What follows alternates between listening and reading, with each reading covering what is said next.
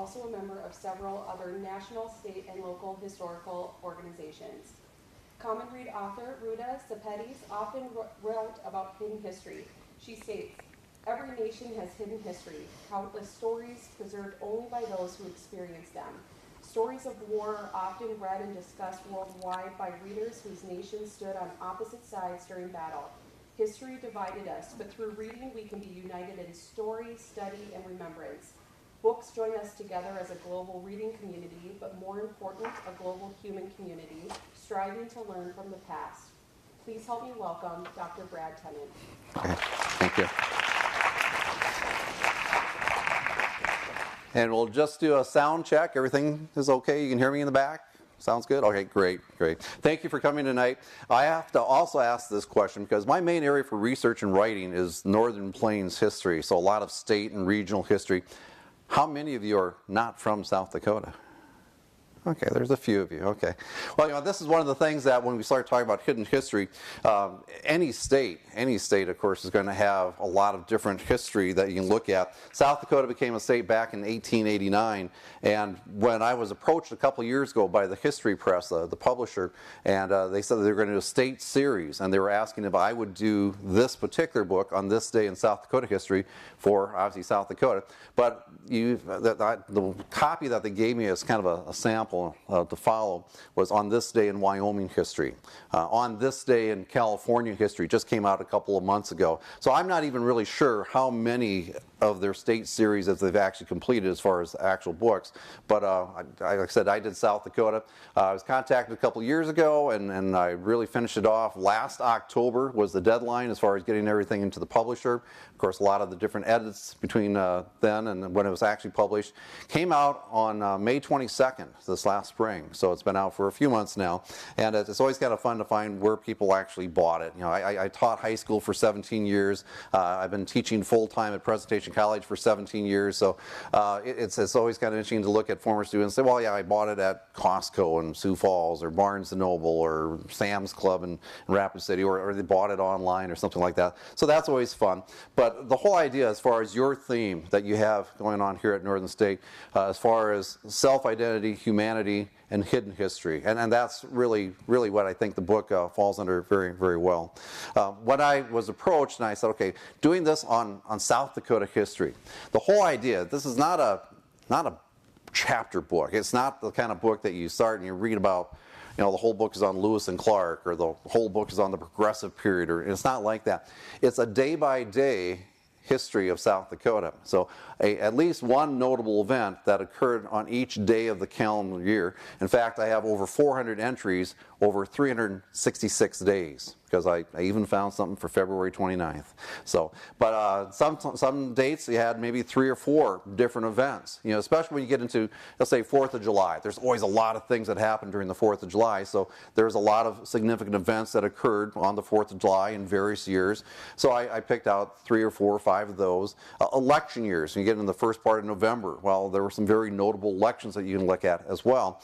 But the thing of it is that when I said, okay, I'm going to do this for South Dakota, on this day in South Dakota history, I wanted to really try to stress that there's a lot of events that occurred in South Dakota history that are very important at the national level. They're very important parts of American history. There are a lot of events that occurred in South Dakota that are very important on an international scene as well. They are part of world history when you think about it. And so to give you just some examples, that's really what my focus is going to be tonight. Just talking about some of the different examples of the events that I chose and why I chose them. And the first one, I mentioned that I tried to figure out how could South Dakota history be applicable to national history. And one of the best examples I could think of right offhand was right out here on the campus green. Out on the campus green, you'll see a memorial to Father Robert Hare. Father Robert Hare was considered to be the father of the initiative and the referendum. So if you've had political science classes, if you've had U.S. history courses, and you talk about the Populist Party back in the late 1800s, well, Father Robert Hare was very active in the populist movement, the populist political party back that time. South Dakota, being a fairly young state back that time, was very concerned about big corporations, about banks that would take advantage of farmers and charge them excessive interest rates. looking at railroads that would have excessive charges for farmers trying to get their produce to market. And it was a situation where the people, the Populist Party, and led by Father Robert Hare, decided that they would really like to have the initiative and the referendum. So the people could initiate legislation.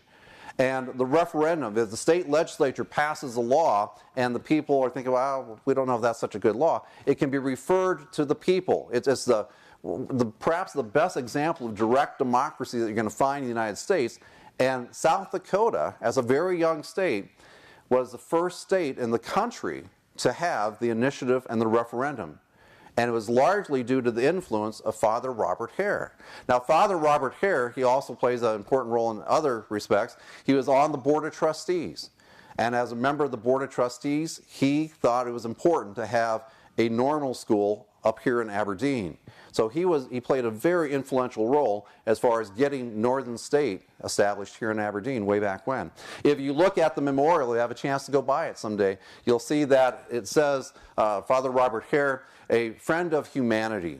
And he really was. He was very interested in several aspects. He was a Catholic priest, but he was involved in getting Northern here in town. He was important as far as politics and getting the initiative and the referendum. As I said, he is the father of the initiative and the referendum. The first state in the entire country to have that form of direct democracy. So that's pretty significant, I think. That's very, very important. By the way, you'll be very hard pressed to find another public university campus that has a memorial to a Catholic priest. You just don't see that very often. But it was because of his activities in politics and society back that period of time that were so important. Another event that I chose, this comes from February 24th, 1954. That was the last date in which a newspaper called the Dakota Free Press was published. It was actually in Minnesota at that time. But back in the early 1900s, this area had a very large German-Russian population. And there were 2 German-language newspapers that were published here in Aberdeen. If you go to Domino's down on Main Street, and you look out on the sidewalk, you see in the sidewalk that there's a little engraving there that talks about that being the site where Domino's is located now. That was the site of these 2 newspapers. They were considered to be the largest German language newspapers in the entire country back that period of time. And there was the Dakota Free Press, and then there was the New Press, both referring to the New Deutsche Press, the New German Press.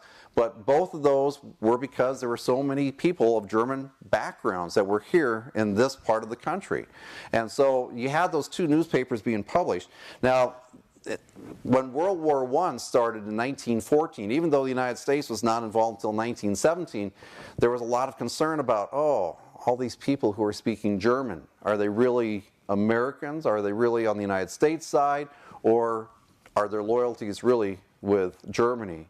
And the editor of the newspapers, the Dakota Free Press and the New German Press, that the conditions were that you had to publish translations, English translations of the articles that you were printing in the newspapers.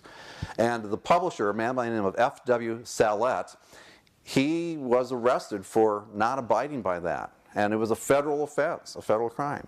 If you go over to Melgard Park, not very far from here, there is a historical marker there that talks about F.W. Sallet and the Dakota Free Press. And it points out that him and one of his editors were both arrested and penalized for not following the law at that time as far as having English translations. It's interesting that today, we talk about, well, when you're in the United States, you should speak English and so on. 100 years ago, it was the same thing, only it was for Germans. Don't be speaking German. You're in the United States. Speak English and so on. So the language issues, those are not just something relatively recent. Those have been going on for quite some time throughout American history and certainly in South Dakota history. But the Dakota Free Press, it moved from Aberdeen to Minnesota, and it continued until February 24th, 1954, and then it ceased being published. But to think that the largest German language newspaper in the entire country was actually published right here in Aberdeen, South Dakota. Another event that I thought was important as far as putting things on a national scene, in fact, even an international scene. For those of you who have traveled through the western part of South Dakota, as you're traveling across the state, you see those little fenced-in areas. You'll see them in western South Dakota, western North Dakota, eastern Montana, eastern Wyoming. Those little fenced-in areas were where Minuteman missiles were once located back during the Cold War period.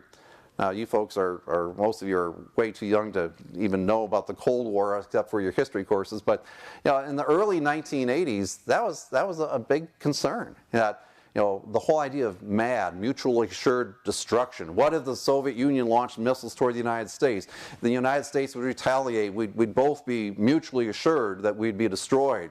Well, back in the early 1980s when I first started teaching, I taught high school for, like I said, 17 years.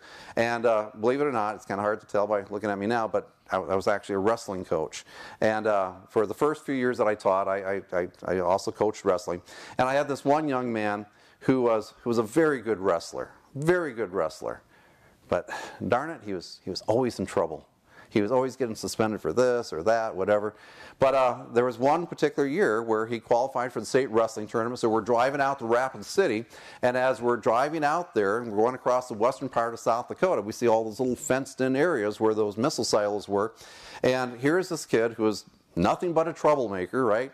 And wondering, okay, what's he going to do after high school? Where is he going to end up? All those different things. And as we're talking about it, this young man says, "Can you imagine if there would be a nuclear war? Can you imagine how full the churches would be?" It's kind of like I looked at him because this kid was nothing but a troublemaker, And of course, it teaches you shouldn't judge people's character so quickly.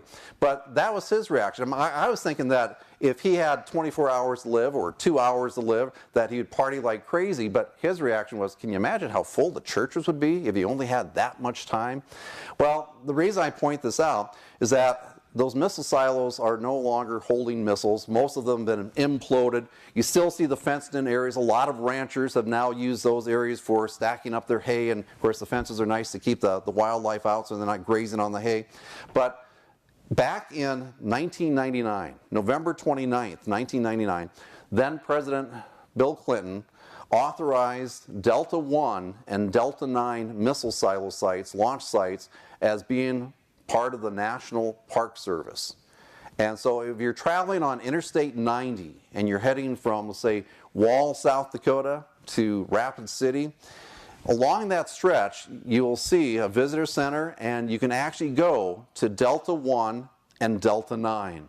And in the case of Delta 1, you can actually go down into the missile silo. You can go into the command room. They have it set up just like it was yesterday that the crew members left. And you have the huge blast door, that thick door, so that if there ever was a launch, you had to protect the crew members from the missile itself. Well, you look at this missile silo, and you look at how everything was set up, and you realize this isn't just South Dakota history. This is world history. This goes back to the Cold War period. This is an international situation that we're talking about. Well, as I said, you go to Delta 1, Delta 9. Delta 9 is just really more of the actual missile silo, but Delta 1 has that command room, that launch room, and they have this huge iron door. And I'm sure if you take Professor Diaz's Cold War history, he'll talk about this. Maybe in some of your American history courses you'll see this as well. But some of those crew members out in rural western South Dakota, sometimes they get a little bit bored. And so it was very common that they would decorate the doors, what they call blast door art. Just kind of like some pilots back in the day would decorate their planes. They'd paint a picture on the nose of the plane, something like that. Well, that's exactly what these individuals did. They called it blast door art. And the most well-known example of blast door art is with Delta 1 here in South Dakota. It's an image of a Domino's pizza box. And on the one side it has a missile, and we're talking about the Minuteman missiles, and the caption says, "Delivery in 30 minutes or less, or the next one is free."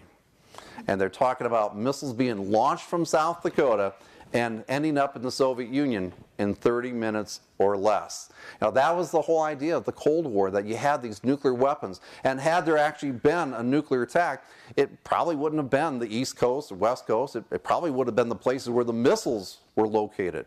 Now, the National Park Service, like I said, they have both Delta 1 and Delta 9 here in South Dakota, but the National Park Service also has a couple of missile silos up in North Dakota as well. So if you're from that particular area, you know that they have some there. I'm not sure about Montana if they have any, but I know that North Dakota and South Dakota both have preserved some of those missile silos just because it's part of history. You know, they're inactive certainly, but it's part of history certainly.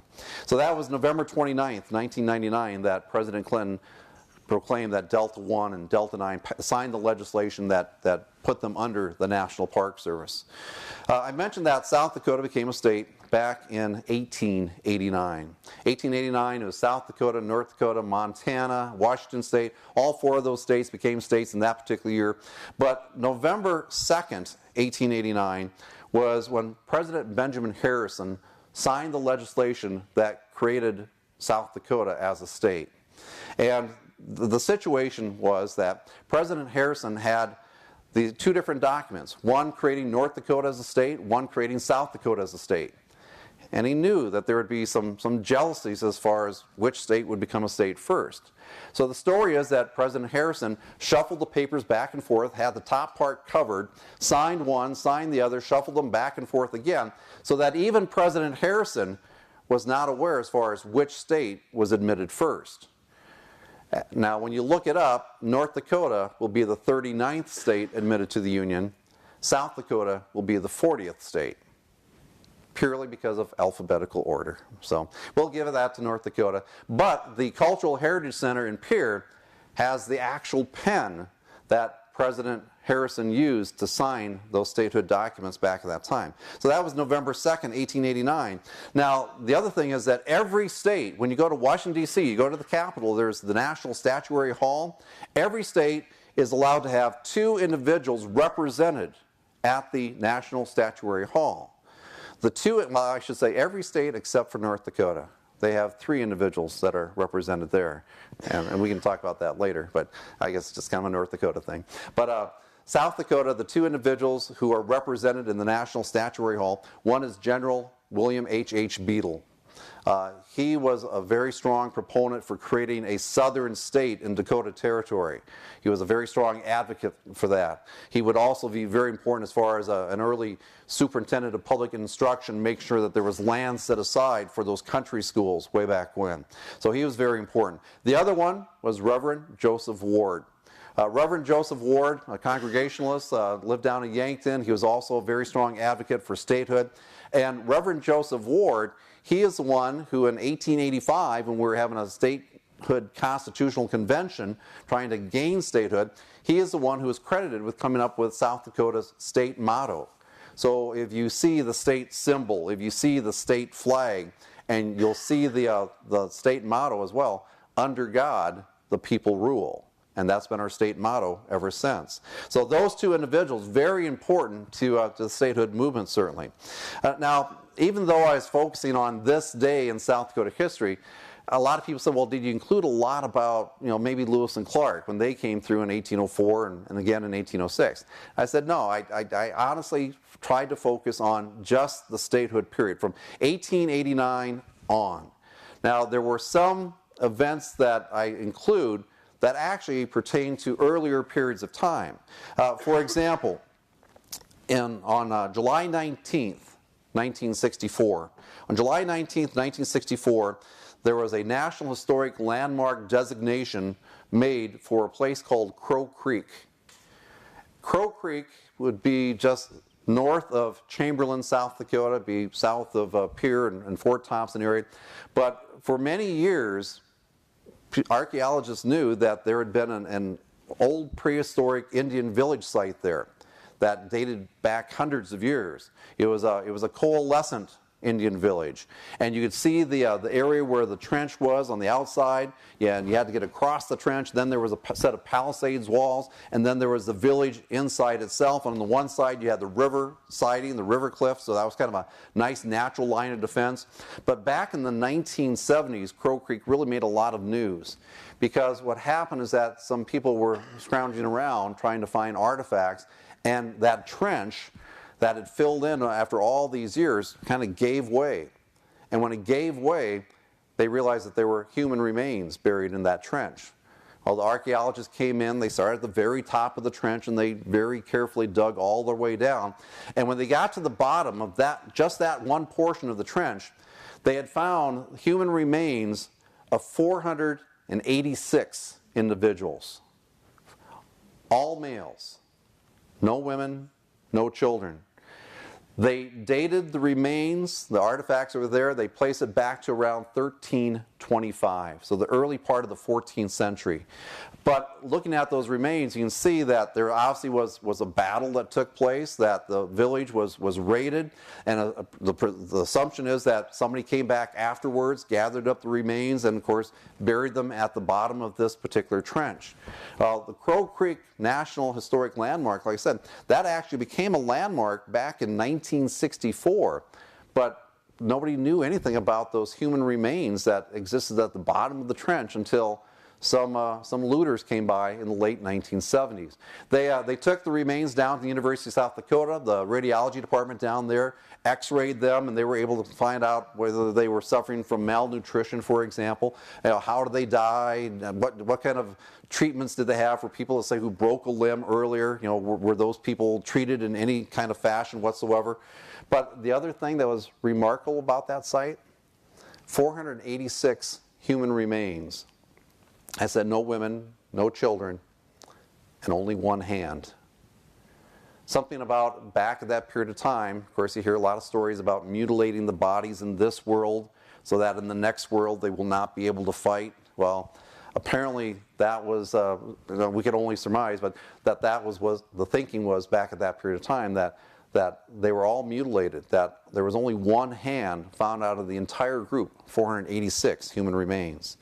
Now that's a long time before South Dakota statehood, but the fact that it was designated as a National Historic Landmark in 1964, that fit into South Dakota on this day in South Dakota history. A couple of other events similar to that. If you are familiar with the Pierre and Fort Pierre area, on a hill overlooking Fort Pierre, you'll see a monument up on the hill, and that is the Vrondre Monument. Back in 1743, two brothers came down from Canada, and they went out as far as the Black Hills. Some people will say, no, they went out as far as the Bighorn Mountains in Wyoming, but then they came back to the Missouri River. And when they came back to the Missouri River and started heading north, they left a lead plate on a hill overlooking that area. Now that lead plate was placed there in 1743, again, long before South Dakota statehood. But it was in February of 1913, that some school children were walking over the prairies, over the hills, and they found this lead plate. It's no bigger than a sheet of paper, and it's very thin as well. And they were going to sell it for scrap metal. They knew that it was lead and that it was fairly heavy and something that they'd probably get some money for. Fortunately, they ran into a couple of adults, a couple of men who recognized that, hey, this is important. Because what that lead plate did is it proclaimed this area for King Louis XV, that this was French territory. This is back in 1743, so again, this is before the whole idea of the French and Indian War, for example. So it was very notable. This is the first evidence of white men being in what is now the state of South Dakota. Was not found until 1913, but it was left back in 1743, and that site became a National Historic Landmark as well on July 17th, 1991. So that's the date that I used, July 17th, 1991. Now, the other thing is that when you look at the book, you'll see that some entries are very short, some are a little bit longer. I think the value of the book, like I said, it's not a book on a particular topic, it's on a bunch of different topics, but the value of the book, I think, is that sometimes you find a topic, oh, I'd like to learn a little bit more about that. So to kind of delve into it and do a little bit more research and find out more about that particular topic, I think that's really where the value of the book is. Plus, there are some things that are just kind of interesting human interest type of topics, certainly. I said that day by day, over 400 entries, over 366 days. Well, the one that came on February 29th, I said I did find one for that.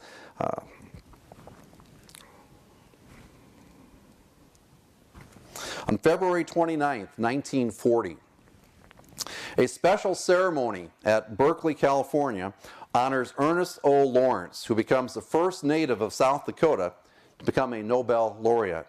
He received the 1939 Nobel Prize in Physics, but the outbreak of World War II causes the award ceremony to be moved to California. So when World War II broke out in 1939, they did not have the traditional December 1939 award ceremony. In fact, it was bumped until February 29th, 1940, and went to Berkeley, California, where he taught.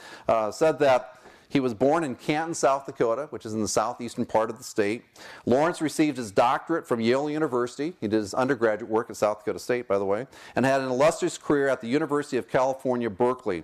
Dr. Lawrence received his Nobel Prize in the field of accelerator physics and was specifically cited by the Nobel Committee, quote, for the invention and development of the cyclotron and for results obtained with it, especially with regard to artificial radioactive elements, unquote. Now, to me, that kind of sounds like the Big Bang Theory. I don't know. But it says that during World War II, Lawrence went on to become a major contributor to the Manhattan Project, the development of the atomic bomb. He later became an advocate for an international agreement to end atomic bomb testing. On the periodic table, the chemical element lawrencium is named in his honor. So if you're a chemistry person, you're probably familiar with that. I'm not a science person, but that's an example of somebody here in South Dakota who goes on to play a very important role on the national level and even the international level. The Manhattan Project, the development of the atomic bombs that were used against Japan in August of 1945. Now, this is, like I said, the kind of book that you're not going to get a lot of academic reviews, but there was one person I noticed that had submitted a review on a particular site, and she said, I gave this book to my grandpa as a gift. He has lived in South Dakota all of his life. I wish there were more pictures, though. And I thought, well, that's the only critique, then I'm okay with that. But the thing of it is that it's not supposed to be a pictorial history. There are some pictures in there. The history press, when they contacted me, said, okay, this is the format. This is approximately the number of pages you're going to have. We're looking at between 50 and 70 photos. My wife actually took a bunch of the photos that are included in the book, but I also received some from other places, different archives, museums, and things like that. But it's not supposed to be a pictorial history as such. The other thing that, in addition to not being a pictorial history, I really had to fight with myself, I guess. How much do I include as far as sports history? I mean, there's a lot of different things that you could talk about, different events connected to sports, high school sports, collegiate sports, amateur sports in South Dakota, and how much of that did I really want to include? Well, very little is what I ended up including. There's a few that are sport related, but perhaps the one that is the most significant is one of the photos that does appear on the cover. It's a picture of Billy Mills. Billy Mills back October 14th, 1964. And I'll just read the entry very quickly for you.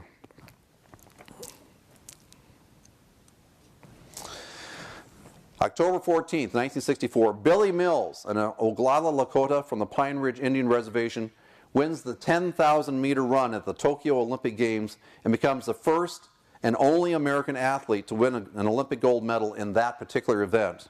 In 2012, President Obama awarded Mills the Presidential Citizens Medal for his nonprofit organization, Running Strong for American Indian Youth. And Billy Mills still comes back to South Dakota quite often and gives talks to different groups. But he gained his notoriety going from the reservation in South Dakota to become an Olympic gold medalist in 1964. So yeah, as a sporting event, I included that certainly. The other thing is that I didn't want to get caught up with a bunch of birthdays and deaths. I mean, a lot of times you look at on this day in history and you'll say this person was born or this person died on this day in history. You see that all the time. And if I would have done that, the book would have been probably 3 times the length that it turned out to be. And so I tried to stay away from those as much as possible. But there were some exceptions.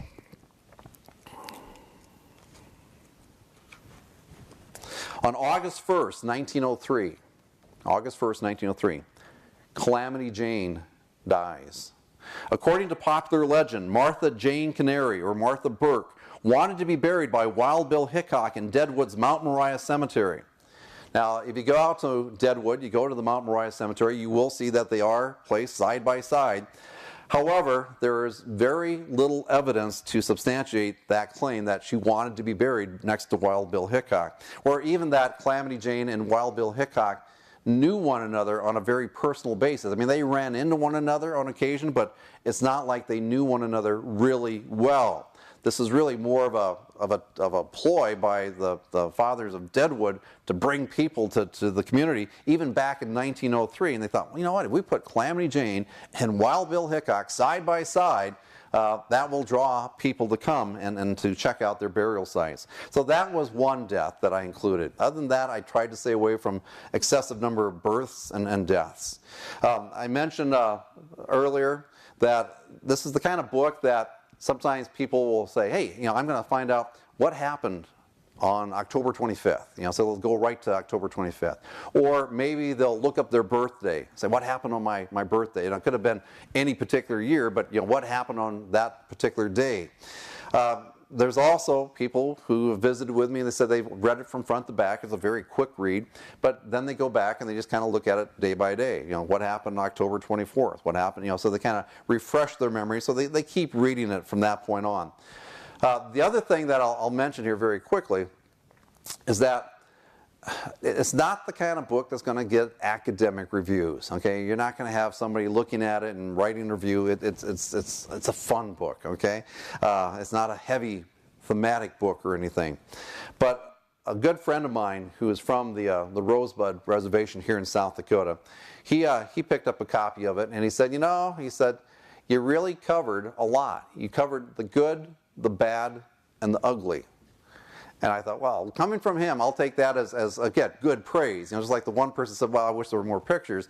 To have this person say, hey, you covered the good, the bad, and the ugly, I take that as a compliment, because he would let me know if there was something that he did not agree with, something that he thought that was really a misrepresentation in some case. And so to think about the good, the bad, and the ugly. First of all, what I would consider to be good. This came out May 18th, 1933. 1933, we're in the middle of a depression. In fact, for places like South Dakota, by 1925, we already had 175 banks that had closed. That was in the middle of the jazz age, the roaring 20s, But out here in rural America, by 1925, we were already in the midst of a depression. Well, in 1933, Camp Estes, the state's first civilian conservation corps camp, was established. The CCC is a major part of Franklin Roosevelt's New Deal program. It emphasized itself as a work relief program from unemployed single men. Camp Estes, also referred to as Camp Nemo, oversaw the thinning of trees, road construction, trail maintenance, and a variety of other conservation-minded projects. Camp Estes closed in July 1942. So I have that entry because, for a state like South Dakota that was suffering so badly from the Great Depression already by 1933, programs like the CCC were very important. My father was in the CCC. It was designed for men between the ages of 18 and 25. You had to be single. You had to be male, you had to be within that age range. And they did conservation projects. So a lot of those conservation projects were out in the Black Hills. My father actually worked with a group, and they had uniforms, they had barracks, they had the KP duty and everything else. But the thing of it is, with the CCC, first of all, my father, he worked at Farm Island, developing that area down by Pier. That was what his unit did. But Sand Lake out here was actually established as a CCC camp as well, a Civilian Conservation Corps camp. But the thing of it is, the condition of the CCC is that for these men, they would get paid $30 per month. But $25 of that had to be sent home. They could only keep $5 for themselves. The other $25 was supposed to go home. I gave a talk on the New Deal programs up in Britain, South Dakota, several years ago, and this one elderly gentleman came up afterwards and he said, I was in the CCC. I joined when I was 16 years old. And I looked at him and I said, 16? He goes, I lied. He said, you're supposed to be 18 at least, but it's the Great Depression, and he lied about his age. He said he was older than what he was, and he served in the CCC, and what he received, $25, that went home to his family every month. So it's one of those programs, and of course a number of New Deal programs, whether it's the WPA, PWA, CCC, a number of these programs that still have an incredible legacy in South Dakota to this day. You still see their work. You see dams and so on constructed by some of these different organizations. But to me, if my friend said we covered the good, the bad, and the ugly, I'd say that was the good. That was a program that provided viable employment. It wasn't just busy work. They did things that were constructive, and it helped out a lot of people during the Great Depression. Now, I said the good, the bad, and the ugly. Let me go to the ugly. I grew up in a small town about 100 miles from here, Gettysburg, South Dakota. I don't know, is anybody familiar with Gettysburg, South Dakota? Okay, oh, a lot of you. All right, brace yourself. March 24th, 1973. I put this under the category of ugly, okay? March 24th, 1973. As part of a Farmers' Day appreciation, sponsors in Gettysburg dropped several live turkeys from an airplane with the promotional slogan of "Catch a turkey and he's yours." An editorial column in the Potter County News stated afterward, this is a quote, "At 75 miles an hour or so, before the first turkey could get oriented, he had already hit the ground. No flying, no gliding, just thud." A total of 6 turkeys were dropped. 2 hit power lines, 2 landed on roofs, and the remaining 2 landed on Main Street. That was an ugly day. And to think that this was a farmer's appreciation promotion, you think some farmer might have said, I don't think you want to drop turkeys out of a flying plane like that. And if you're ever familiar with an old TV sitcom called WKRP, they actually had an episode where they talked about dropping these turkeys. This was in March. It was before Easter, and so they thought this would be a good promotion. And they never thought about, well, you're dropping turkeys out at going 75 miles an hour from a plane. Sure, turkeys can fly, but when you push them out of a plane at 75 miles an hour, no, they don't go so well. That's the ugly thing. And so it was interesting to look back, and it says, in fact, I have a little image of the promo that was in the Potter County News. It said several turkeys will be dropped by airplane over downtown Gettysburg between the time of 4:15 and 4:30. Catch a turkey and he's yours. It turned out to be a very ugly promotional. So that was one thing that we look at there. The last thing that I'll mention. When you talk about the bad, now, unfortunately, we've had several situations where there have been some very serious shootings down in Florida last year, Las Vegas a few weeks ago. But on December 29th, 1890, now remember, South Dakota became a state November 2nd, 1889. So this is really almost within the first year of statehood. December 29th, 1890. The Wounded Knee Massacre, conducted by the United States 7th Cavalry Regiment under the command of Major Samuel Whitside, leaves almost 300 Lakota men, women, and children dead. The massacre remains the largest mass shooting in the nation's history. And it's not a contest, but you'll notice that when the news talk about Las Vegas, they'll say the largest mass shooting in modern history, in the state and in the country's modern history. The largest mass shooting in the nation's history ever was back in December 29th, 1890, right here in South Dakota. It was something that was part of state history. It was something that was part of American history, certainly. You have the good, the bad, and the ugly. You have a lot of different things that you can look at. So as I said, they're just little tidbits about some of our hidden history, you might say. Some events, were pretty well known. There's a lot of events that I came across that I think would fall into that category of being hidden history as well. And I think that's maybe where part of the value of the book comes from. I mentioned that some people will look at the book a little bit differently. They'll go to their birth date, they'll look at today's date, and so on. And I just thought, well, I'll look at today's date. So October 25th, 1999, and if you've been watching, looking at Facebook and so on, you've probably seen this locally as well. October 25th, 1999. I was teaching high school at that time, and in that afternoon, they came on the PA and they said that there's a plane flying over this area, and it's been unresponsive, and it's going to crash at some point. And there was a very well-known person on board that plane, but they weren't saying who it was. On October 25th, 1999, professional golfer Payne Stewart's plane crashes near Mina. And I remember looking out the window, and my students were looking out the window. You could see the smoke trail, the exhaust trail. Mina is maybe 10 miles, probably 12 miles from the actual crash site from here. But along with Stewart, 2 pilots and 3 other passengers died when the Learjet 35 aircraft crashed. The National Transportation Safety Board determined that the loss of cabin pressure incapacitated the pilots. The original flight plan stated that the aircraft left Orlando, Florida for Dallas, Texas. However, when the cabin lost its pressure, everybody was unconscious, and the jet veered off course, heading north until it ran out of fuel and crashed. Payne Stewart was a very well-known professional golfer back that time.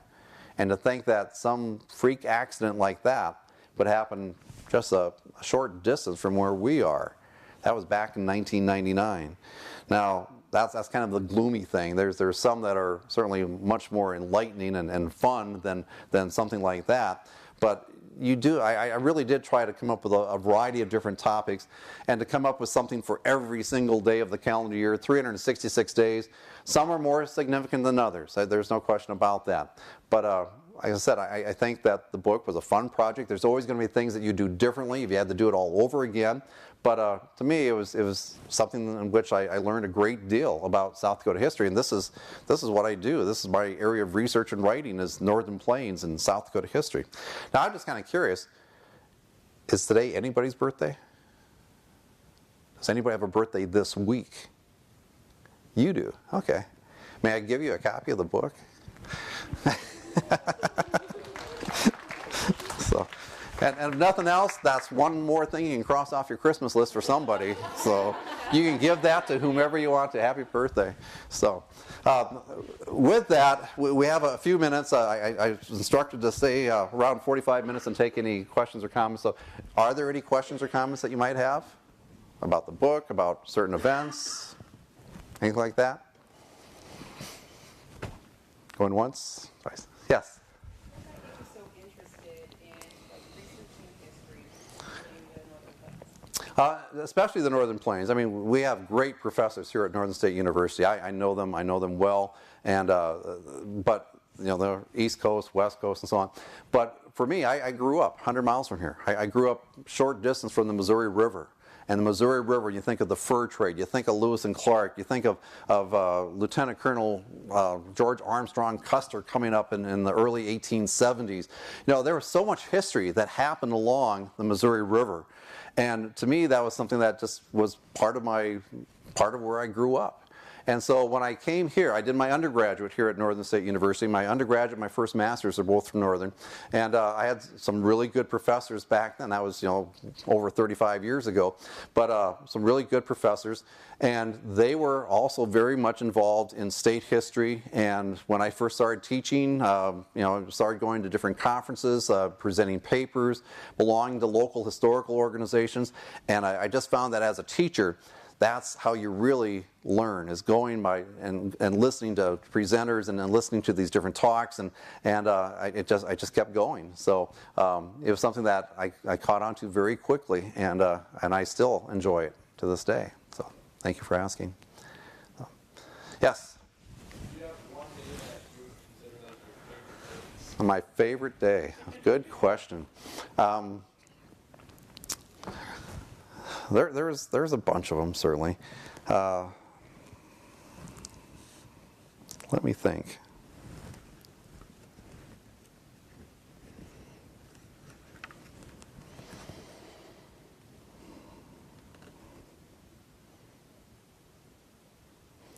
This is one from here in Aberdeen, a student who I taught in high school.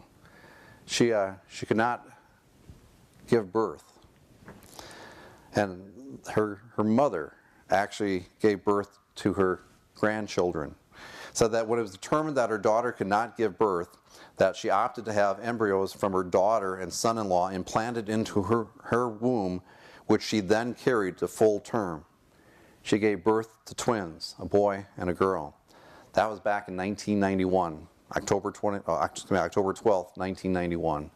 You know, so I think, well, that's a human interest story that happened right here in Aberdeen, South Dakota. That's just one. I just happened to open up to that. But as far as, I'd have to go back and really think about which ones would be my favorite ones, because there's funny ones, there's the harsh ones, there's the sad ones.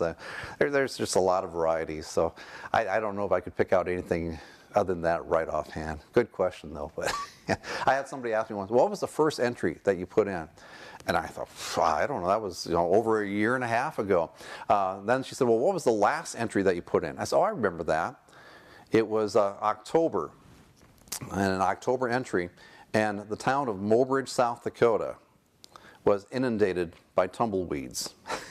The tumbleweeds came in from the Missouri River, and the wind, of course, South Dakota can be windy around here every once in a while, and the wind blew all these tumbleweeds in, and it made national news that here was this town in South Dakota that was completely inundated with tumbleweeds.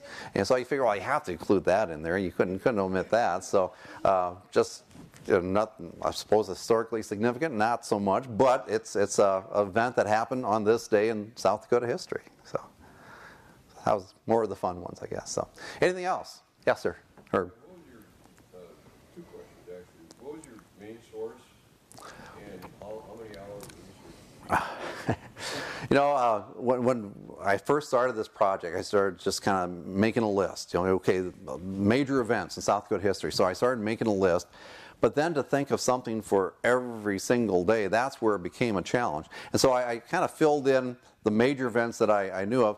But then after that, I just started going through other South Dakota books. I did some internet searching, newspapers. I went to the South Dakota archives. I visited several other archives as well. But it was just one of those things where if you find a reference, and all of a sudden, sometimes that would make you think of something else that may or may not have been related to it. And so it kind of became a domino effect that, oh yeah, here's an event. And then, yeah, now it makes me remember this particular event. And so it just kind of started. But as far as sources, a lot of newspapers, a lot of books dealing with South Dakota history.